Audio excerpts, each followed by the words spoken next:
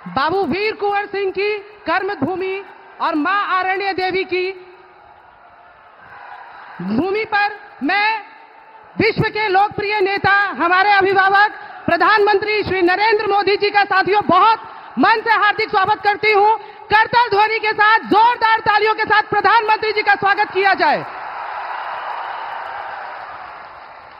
अब मैं आग्रह करना चाहूंगी, बहुत दिनों तक आरा का प्रतिनिधित्व करने वाले हमारे अभिभावक अमरेंद्र सिंह जी से कि वो आए और माननीय प्रधानमंत्री जी को अंग वस्त्र से सम्मानित करें, और भारतीय जनता पार्टी के यशस्वी जिला अध्यक्ष जी वो आए और मां आरण्य देवी के मूवमेंट से प्रधानमंत्री जी का स्वागत भोजपुर की इस ऐतिहासिक पृष्ठभूमि पर करें। जोरदार तालियां बजती रहनी चाहिए साथियों।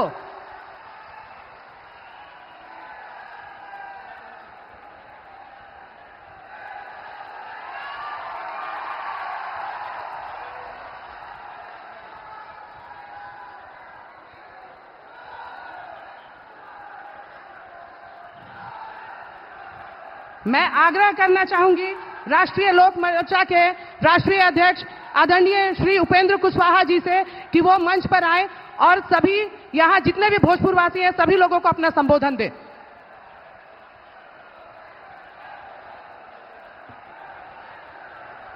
परम आदरणीय प्रधानमंत्री जी, मंच पर उपस्थित एनडीए गठबंधन के सभी प्रत्याशी, सम्मानित नेतागण और जहां तक मेरी आवाज पहुंच रही है, भाइयों, मित्रों, माताएं, बहनों एवं नौजवान बंधुओं, सबसे पहले मैं शाहबाद की इस धरती पे, बाबू कुंवर सिंह की इस धरती पे, आरा भोजपुर की इस धरती पे आदरणीय प्रधानमंत्री जी का आप सभी की ओर से, पूरे शाहबाद की ओर से हार्दिक स्वागत करते हैं।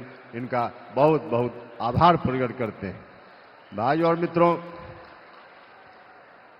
पिछली बार चुनाव हुआ था विधानसभा का, उस चुनाव में एनडीए के विपरीत परिणाम पूरे शाहबाद के इलाका में आया था। एक आध सीट को छोड़कर सभी सीटों पर एनडीए की हार हो गई थी।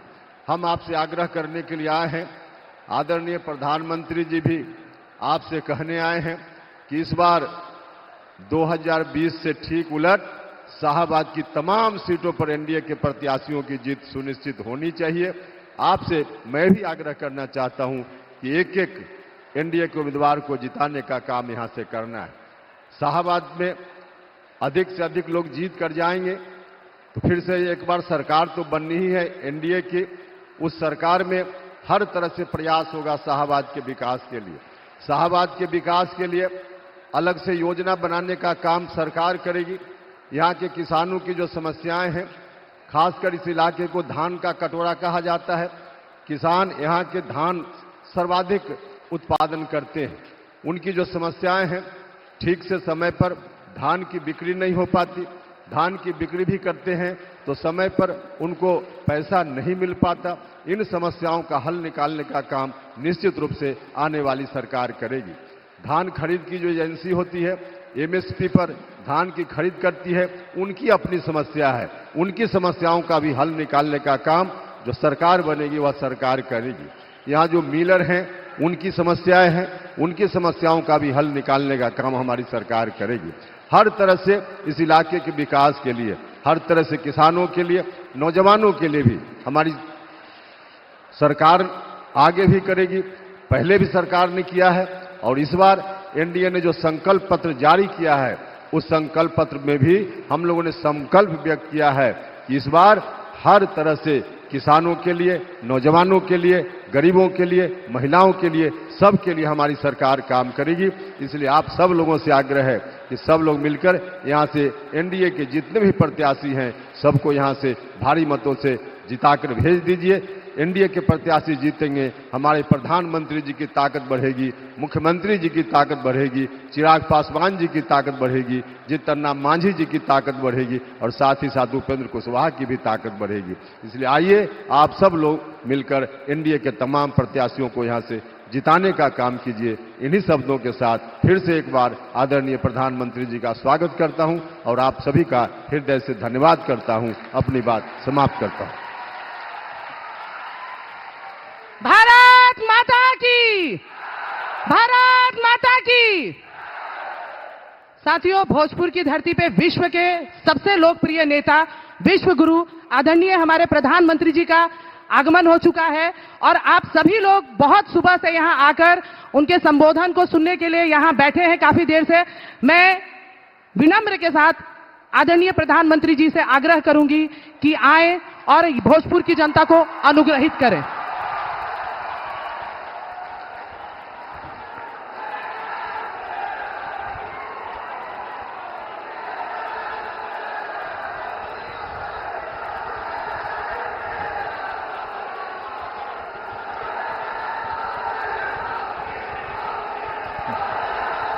भारत माता की,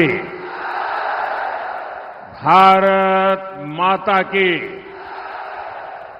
जय मां काली, बखोरापुर वाली। हम मां आरण्य देवी के चरणों में प्रणाम करतानी। वीर बांकुरा बाबू वीर कुंवर सिंह जी के ई धरती पर रउआ सभन के अभिनंदन करतानी। साथियों, भोजपुर के आप सभी लोगों ने तो आज कमाल ही कर दिया है। जहां जहां मेरी नजर पहुंचती है, उमंग और उत्साह से भरे हुए लोग ही नजर आ रहे हैं। आप इतनी विशाल संख्या में भाजपा के, एनडीए के इन सभी साथियों को आशीर्वाद देने आए हैं। मैं जब आप सभी की ये ऊर्जा देखता हूं तो विकसित बिहार का संकल्प और दृढ़ हो जाता है।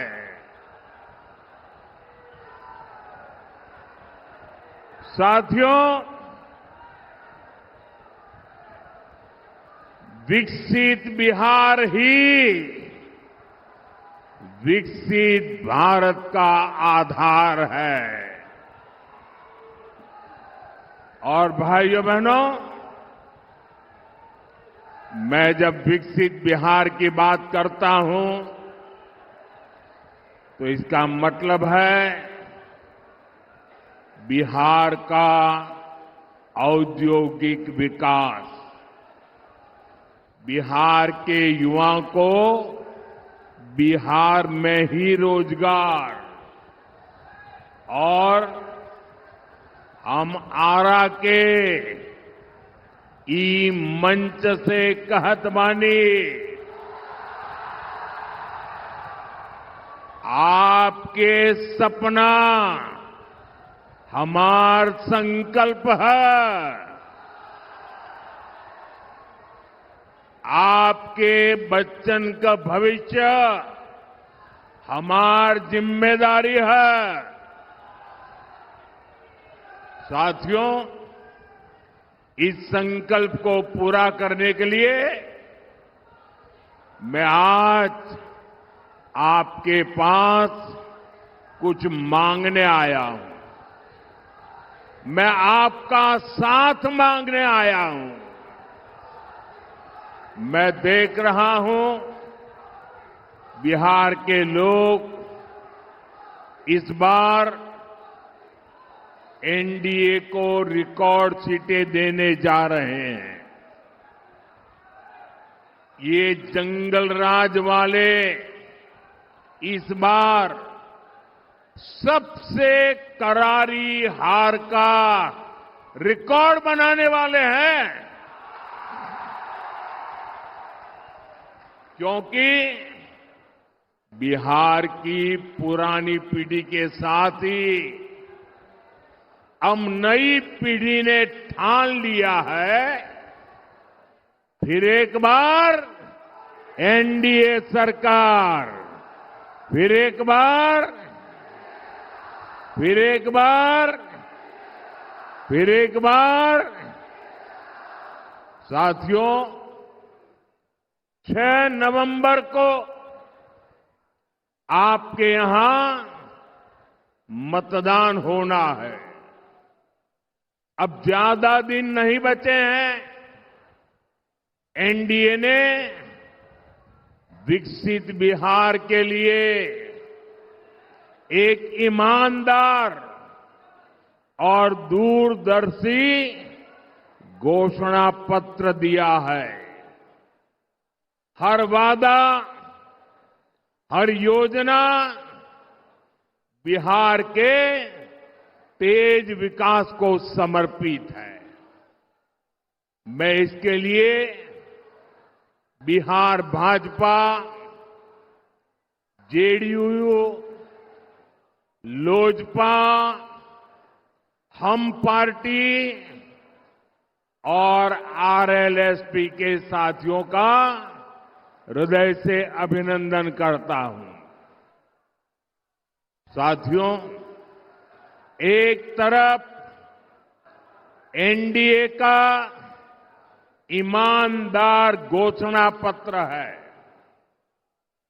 तो और उधर जंगल राज वाले हैं। इन्होंने अपने घोषणा पत्र को भी झूठ का, छल कपट का, लोगों की आंखों में धूल झोंकने वाला दस्तावेज बना दिया है। और जंगल राज वालों, जनता जनार्दन, जनता जनार्दन कोई बुबर्ग बुझे हो क्या? मत भूलो, ये पब्लिक है, सब जानती है। साथियों, एनडीए के संकल्प पत्र में बच्चों की पढ़ाई, परिवार की दवाई, नौजवानों की कमाई और किसानों को सिंचाई, इन पर बहुत ज्यादा बल दिया है। इसके अलावा बहनों बेटियों के सशक्तिकरण के लिए अनेक मजबूत प्रावधान किए गए हैं।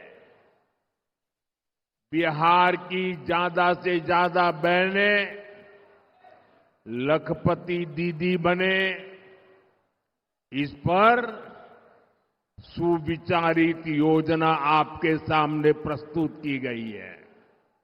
साथियों, मुख्यमंत्री महिला रोजगार योजना ने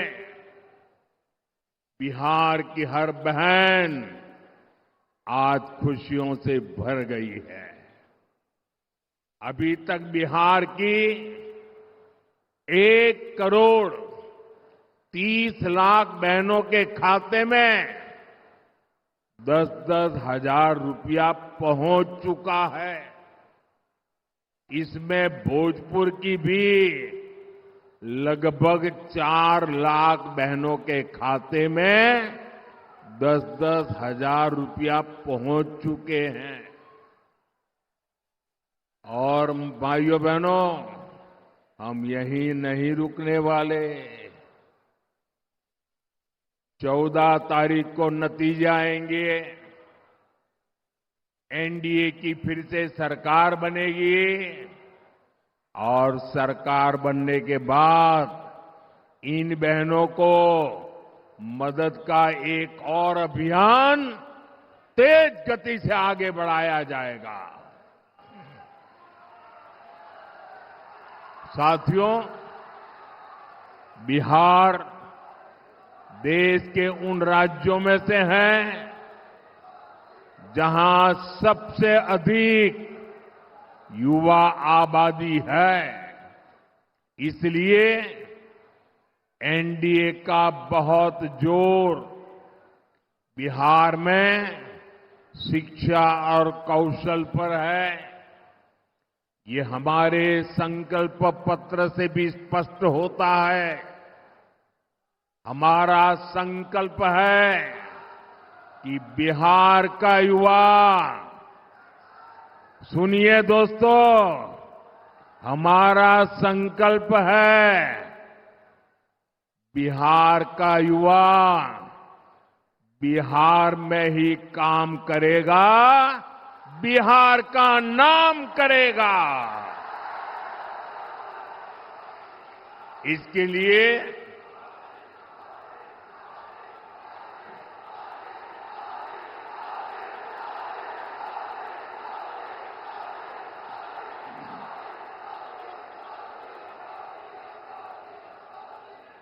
लिए आने वाले वर्षों में 1 करोड़ रोजगार देने का ऐलान किया गया है। और सिर्फ ऐलान किया ऐसा नहीं है, ये कैसे होगा इसका प्लान भी जनता जनार्दन के सामने रख दिया गया है। आज दुनिया में मेक इन इंडिया के प्रति बहुत उत्साह है। हमारा लक्ष्य है बिहार भी मेड इन इंडिया का केंद्र बने। इसके लिए हम हजारों लघु और कुटीर उद्योगों का नेटवर्क और मजबूत करेंगे। यहां अलग अलग क्षेत्रों में औद्योगिक क्लस्टर बनाने का जो काम चल रहा है, फिर से सरकार में आने के बाद उसका दायरा और बढ़ाया जाएगा। और साथियों, वो दिन दूर नहीं, बिहार पूर्वी भारत का टेक्सटाइल और टूरिज्म का बड़ा सेंटर बनेगा।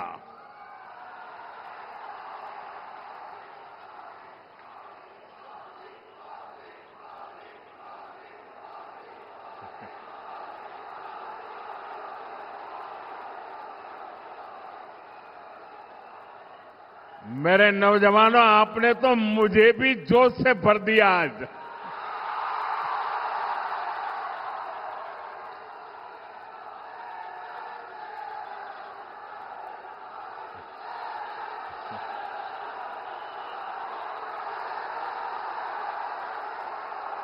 ये दिल्ली में बैठ करके जो गणित भागा करते हैं, बड़ी बड़ी तस्वीरें निकालते हैं, अरे जरा यहां आकर के देखिए हवा का रुख क्या है।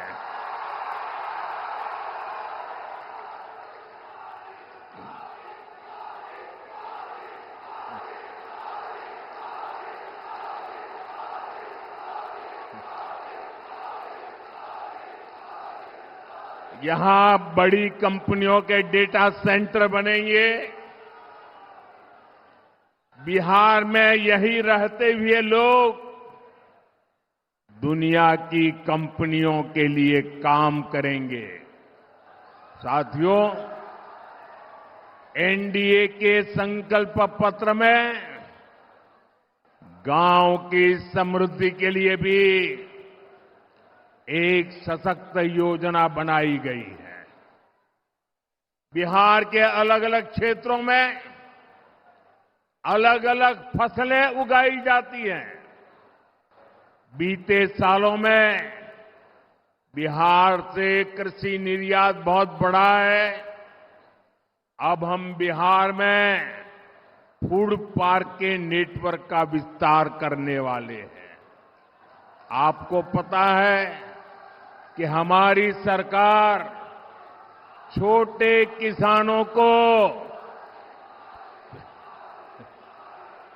पीएम किसान सम्मान निधि के 6,000 रुपया देती है।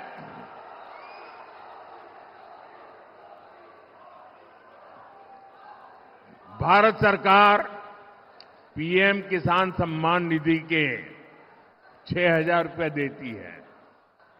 बिहार की नई एनडीए सरकार इसमें अपनी तरफ से 3,000 रुपये और बढ़ाने वाली है। बिहार में पशुपालकों की आय बढ़ाने के लिए बिहार दुग्ध मिशन की घोषणा की गई, मिल्क मिशन की घोषणा की गई है। साथियों, एक समय था जब बिहार अपने लिए दूसरे राज्यों से मछली मंगाता था। ये एनडीए सरकार की नीतियों का नतीजा है कि अब बिहार दूसरे राज्यों को मछली भेजता है, मछली बेचता है। अब बिहार के मछली पालकों के लिए एक और खुशखबरी है।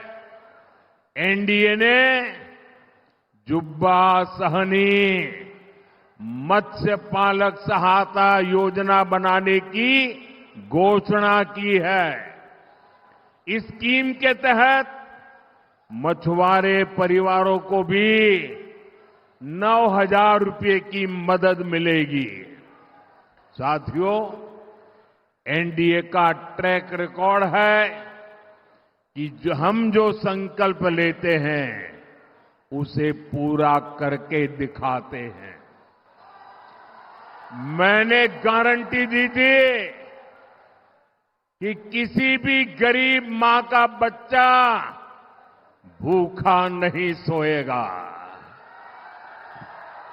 आज भोजपुर जिले के लाखों परिवारों को पिछले 5 साल से लगातार मुफ्त अनाज मिल रहा है।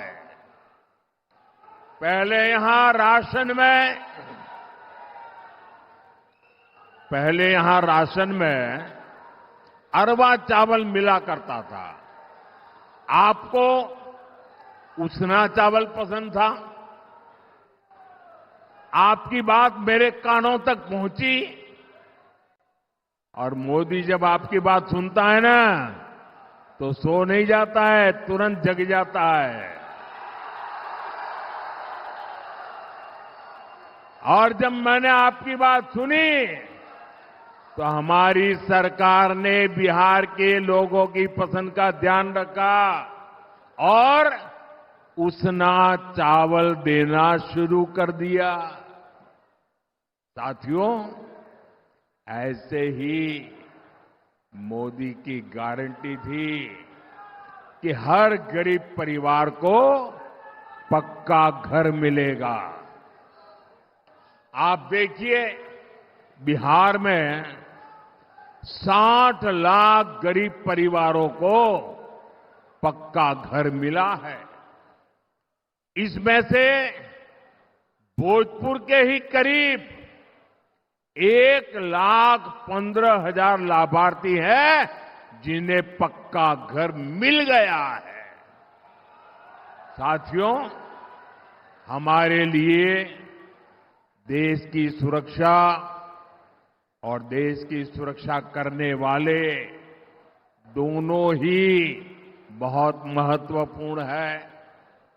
इस क्षेत्र से तो बहुत सारे साथी सेना में हैं, अर्धसैनिक बलों में हैं।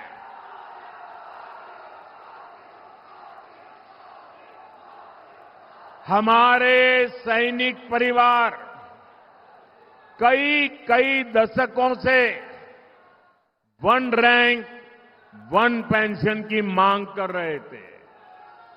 मोदी ने गारंटी दी और पूरी करके दिखाई। वन रैंक वन पेंशन के तहत देश भर के पूर्व सैनिकों को 1 लाख करोड़ रुपए से ज्यादा, आंकड़ा देखिए, 1 लाख करोड़ रुपए से ज्यादा उनको मिल चुके हैं। बिहार के सैनिक परिवारों को भी सैकड़ों करोड़ रुपयों की मदद मिली है। साथियों, मोदी ने जम्मू कश्मीर से आर्टिकल 370 की दीवार गिराने की गारंटी दी थी। मैंने 370 हटाने की गारंटी दी थी ना? जरा जवाब दीजिए, मैंने 370 गिराने की गारंटी दी थी कि नहीं दी थी? आजादी के बाद इतनी सरकारें आए, कोई गिरा पाया क्या? किसी ने गिराया क्या? आजादी के 70 साल के बाद ये काम पूरा हुआ कि नहीं हुआ? हुआ कि नहीं हुआ? आज जम्मू कश्मीर में भी भारत का संविधान पूरी तरह लागू हो रहा है। साथियों, मोदी ने ये भी कहा है कि अब भारत आतंकियों को घर में घुसकर मारेगा।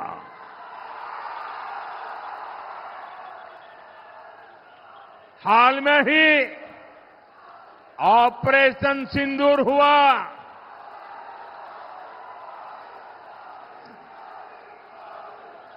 हमने फिर से अपनी गारंटी पूरी करके दिखाई कि नहीं दिखाई? हमारी सेना ने जो कमाल किया, उस पर आपको गर्व है कि नहीं है? ऑपरेशन सिंदूर से आपका माथा ऊंचा हुआ कि नहीं? ऑपरेशन सिंदूर से आपका सीना चौड़ा हुआ कि नहीं? साथियों, आपको इतना गर्व हुआ, आपका माथा ऊंचा हुआ, लेकिन देश की सेना की इतनी बड़ी सफलता के बाद भी कांग्रेस आरजेडी को ये बिल्कुल पसंद नहीं आया। अरे साथियों, हालत तो देखो। धमाके पाकिस्तान में हो रहे थे, धमाके पाकिस्तान में हो रहे थे, और नींद कांग्रेस के शाही परिवार की उड़ी हुई थी। आज तक पाकिस्तान और कांग्रेस के नामदार दोनों ही ऑपरेशन सिंदूर के सदमे से बाहर नहीं निकल पाए। साथियों, आज विकसित बिहार के संकल्प के साथ पूरा एनडीए एकजुट होकर आगे बढ़ रहा है। वहीं दूसरी तरफ कांग्रेस और आरजेडी में घमासान मचा हुआ है। मैं आपको एक अंदर की बात बता रहा हूं। नामांकन वापस लेने से एक दिन पहले बिहार में बंद कमरे में गुंडागर्दी का खेल खेला गया था। कांग्रेस कभी नहीं चाहती थी कि सीएम पद पर आरजेडी के नेता का नाम तय हो, लेकिन आरजेडी ने भी मौका छोड़ा नहीं। आरजेडी ने कांग्रेस की कनपट्टी पर कट्टा रखकर सीएम पद चोरी कर लिया, घोषणा करवा के रहे, फिर जबरदस्ती कांग्रेस से सीएम उम्मीदवार को समर्थन की घोषणा कराई गई, कट्टा रख करके। साथियों, आरजेडी कांग्रेस में झगड़ा भयंकर बढ़ गया है। ना घोषणा पत्र में कांग्रेस की सुनी गई, न प्रचार में उनकी पूछ हो रही है। चुनाव से पहले ही इतनी घृणा बढ़ गई है कि चुनाव के बाद ये एक दूसरे का सिर फोड़ने लगेंगे। इसलिए हमेशा याद रखिए, ऐसे लोग बिहार का भला कभी नहीं कर सकते। साथियों, एक तरफ एनडीए का सुशासन है और दूसरी तरफ जंगल राज का कुशासन है। जंगल राज वो अंधेरा था जिसने बिहार को धीरे धीरे खोखला कर दिया। आरजेडी के जंगल राज की पहचान जिन चीजों से होती है वो है कट्टा, क्रूरता, कटुता, कुसंस्कार, कुशासन और करप्शन। मैं सोशल मीडिया पर एक बिटिया का वीडियो देख रहा था। वो बेटी बोली कि हाँ, जब कुछ महीने के लिए आरजेडी सरकार में शामिल हुई थी तो उस बेटिया ने उतने में ही जंगल राज का ट्रेलर देख लिया था। बिटिया से छेड़खानी, व्यापारियों से लूटपाट, रंगदारी, सब कुछ मौका मिलते ही आरजेडी वाले मैदान में उतर आते हैं। साथियों, भोजपुर वीर कुंवर सिंह जैसे क्रांतिवीरों की धरती है। भोजपुर सच्चिदानंद सिन्हा जी जैसे सेनानियों की धरती है।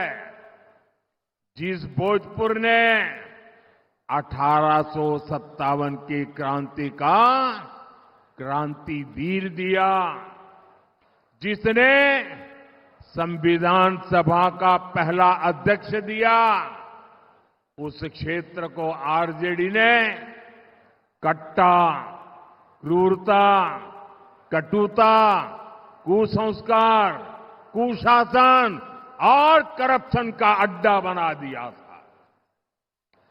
2005 से पहले के 15 वर्षों में इसी आरजेडी ने यहां जातीय दंगे करवाए। दलितों, महादलितों, अति पिछड़ों के बच्चों को माओवादी आतंक की आग में झोंक दिया और आज ये लोग बिहार के विकास की बात करने की हिम्मत दिखाते हैं। साथियों, मैं आपको यही भोजपुर जिले की एक घटना याद दिलाता हूं। वो साल 2004 का नवंबर का महीना था। यहां के तरारी ब्लॉक की एक डिस्पेंसरी में एक डॉक्टर साहब बच्चों को पोलियो की ड्रॉप पिलाने में व्यस्त थे। ये काम करते करते उनको देर हो गई। देर शाम घर के लिए निकले तो रास्ते में जो नई उम्र के नौजवान है ना, जरा सुनिए, 2004 की घटना है, यहां की घटना है। जब डॉक्टर साहब रात को जरा देर से घर जा रहे थे तो रास्ते में हथियारबंद लोगों ने उनका अपहरण कर लिया। सेवा करने वाले डॉक्टर बच्चों को पोलियो का खाना दे रहे थे, वो डॉक्टर जब जा रहे थे। साथियों, जंगल राज के दौरान ऐसे ही करीब 37,000 लोगों का अपहरण हुआ था। दूसरों का जीवन बचाने वाले डॉक्टरों को अपना जीवन बचाने के लिए बॉडीगार्ड लेकर चलना पड़ता था। नीतीश जी और एनडीए सरकार बहुत मेहनत से बिहार को उस मुश्किल दौर से बाहर निकाल कर लाए हैं। साथियों, आरजेडी अगर बिहार में जंगल राज लाई, तुष्टीकरण की राजनीति आई, तो कांग्रेस की पहचान सीखों के कटले आम से जुड़ी है। ये 1984 में 1 और 2 नवंबर की ही तारीख थी। आज भी 2 नवंबर है। 84 की 1 और 2 नवंबर, जब दिल्ली में और देश के कई भागों में कांग्रेस के लोगों ने सिख नरसंहार किया था। आज भी कांग्रेस सिख नरसंहार के गुनहगारों को पूरे सम्मान के साथ अपनी पार्टी में नए नए होद्दे दे रही है, उनको आगे बढ़ा रही है। कांग्रेस हो या आरजेडी, इन्हें अपने पाप का कोई पछतावा नहीं है। साथियों, तुष्टीकरण की इस जीत में आज आरजेडी, कांग्रेस बिहार की पहचान खत्म करने में जुटी है। ये लोग बिहार में घुसपैठियों के समर्थन में यात्राएं कर रहे हैं। ये लोग घुसपैठियों को बचाने के लिए तन मन से जुटे हैं। पहले तो इन लोगों ने बिहार में ऐसे हालात बना दिए कि बिहार के लोगों का यहां रहना ही मुश्किल हो जाए, और फिर घुसपैठियों को ये लोग बिहार में बसा रहे हैं। मैं जरा मेरे बिहार के भाई बहनों को पूछना चाहता हूं, आप मुझे बताइए, ये बिहार के संसाधनों पर आपका हक है कि नहीं है? मुझे पूरी ताकत से बताइए, आपका हक है कि नहीं है? क्या ये बिहार के संसाधन किसी को लूटने देंगे? क्या घुसपैठियां आकर के कब्जा करने देंगे? क्या घुसपैठियों को अपने भविष्य का निर्णय करने देंगे? ये घुसपैठियों को हटाना चाहिए कि नहीं हटाना चाहिए? ये घुसपैठियों को बचाने वाले पापी है कि नहीं है? एक घुसपैठियों को बचाने वाले आपके गुनहगार है कि नहीं है? एक घुसपैठियों की रक्षा करने वाले आपके भक्षक है कि नहीं है? मेरे भाइयों बहनों, इनके इरादे बहुत खतरनाक हैं, और इसलिए आपको आरजेडी कांग्रेस वालों से बहुत सावधान रहना है। साथियों, ये वो लोग हैं जो सिर्फ और सिर्फ जंगल राज की पाठशाला में पढ़ करके ही निकले हैं। उनकी पाठशाला ही जंगल राज है, जिनकी ट्रेनिंग ही जंगल राज की रही है। वो बिहार के उद्योगों को बर्बाद करने के अलावा कुछ नहीं कर सकते। इनकी बातें सुनकर एक ही बात मन में आती है। अपने यहां कहा जाता है, ये खेतवा उजड़लस उहे अब बोआई के बात करत बा। मैं इनके पुराने कारनामों को फिर याद दिलाऊंगा। यहां पड़ोस के रोहतास जिले में डालमिया नगर है, एक कस्बा अंग्रेजों के जमाने से ही एशिया का सबसे बड़ा इंडस्ट्रियल एरिया हुआ करता था। फिर कांग्रेस ने, लाल झंडा गैंग ने, आरजेडी के जंगल राज ने डालमिया नगर को तबाह कर दिया। यहां चीनी मिल थी, सीमेंट फैक्ट्री थी, कागज की फैक्ट्रियां थी, सब कुछ था। लेकिन जंगल राज में मिलों में ताले लग गए, कारखाने बंद हो गए, हजारों लोग बेरोजगार हो गए, पलायन के लिए मजबूर हो गए। साथियों, आप मुझे बताइए, जिनका रिकॉर्ड फैक्ट्रियों में ताले लगाने का हो, वो क्या नए उद्योग लगा सकते हैं क्या? लगा सकते हैं क्या? जब निवेशकों को लालटेन दिखेगा, लाल झंडा दिखेगा, तो वो यहां अपने पैसा लगाएगा क्या? साथियों, निवेश और नौकरी सिर्फ और सिर्फ एनडीए ही ला सकती है। आप देखिए, बक्सर में इतना बड़ा बिजली का कारखाना बन गया है, रघुनाथपुर में सीमेंट कारखाना बन रहा है, दुनिया की बड़ी बड़ी कंपनियों ने भी यहां निवेश करना शुरू कर दिया है। मेरे नौजवान साथियों, मेरी माताओं बहनों, मेरे बड़े बुजुर्गों,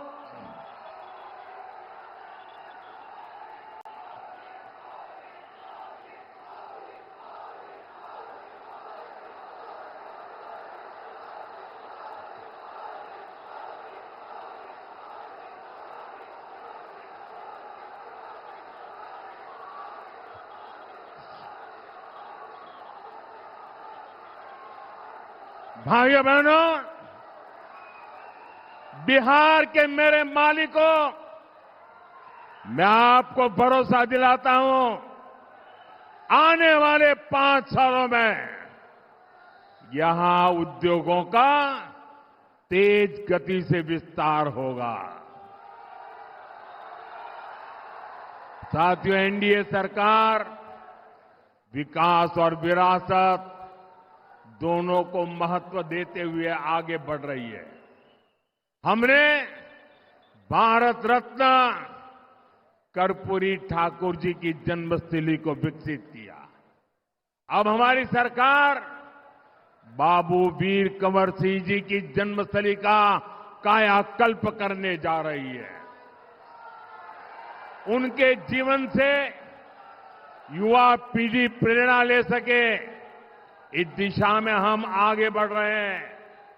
साथियों, जिन व्यक्तित्वों ने अपना जीवन राष्ट्र की सेवा में लगा दिया, कांग्रेस आरजेडी कभी उन्हें सम्मान नहीं दे सकती।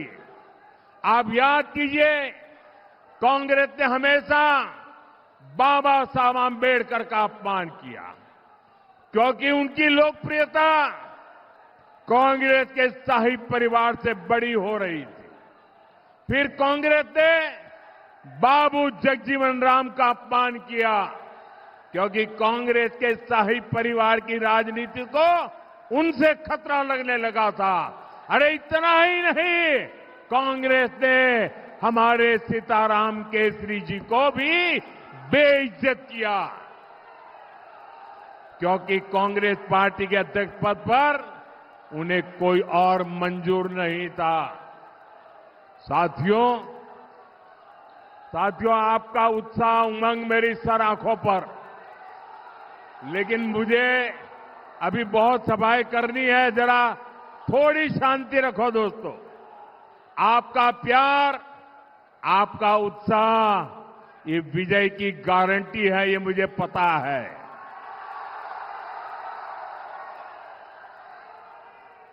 साथियों, आरजेडी कांग्रेस वाले हमारी आस्था का, हमारी धरोहर का अपमान करने में एक्सपर्ट है। आप याद करिए, आरजेडी के लोगों ने प्रयागराज महाकुंभ को फालतू कहा था।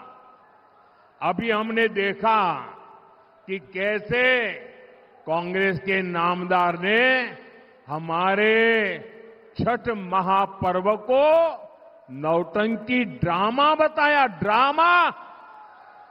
हमारी आस्था को अपमानित करने वालों को बिहार कभी माफ नहीं करेगा। आप मुझे बताइए, छठ महापर्व का अपमान आपको मंजूर है क्या? छठ महापर्व का अपमान करने वालों को सजा देंगे क्या? कठोर से कठोर सजा देंगे क्या? ऐसी सजा दीजिए कि हिंदुस्तान में फिर कभी कोई छठ महापर्व का अपमान न कर पाए। भाइयों,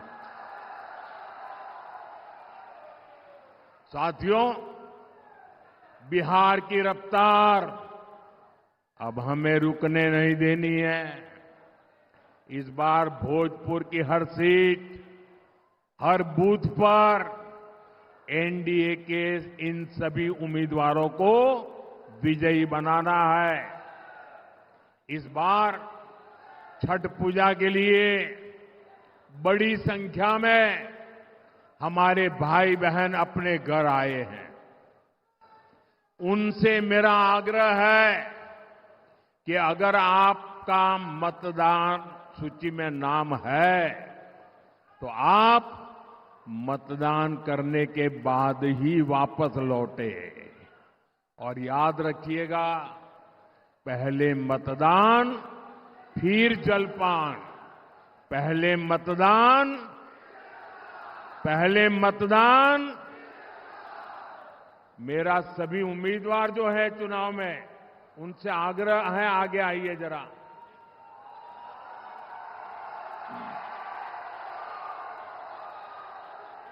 आप सब इतनी विशाल संख्या में हमारे इन साथियों को आशीर्वाद देने आए, मैं आपका बहुत बहुत आभार व्यक्त करता हूं।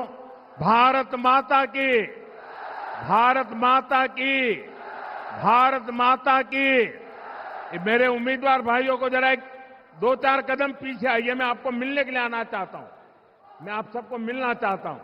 हाँ, यहां आइए, यहां खड़े रहिए, यहां खड़े रहिए। मैं आपके पास मिलने के लिए आ रहा हूं। आप इनको विजयी बनाइए। भारत माता की, भारत माता की।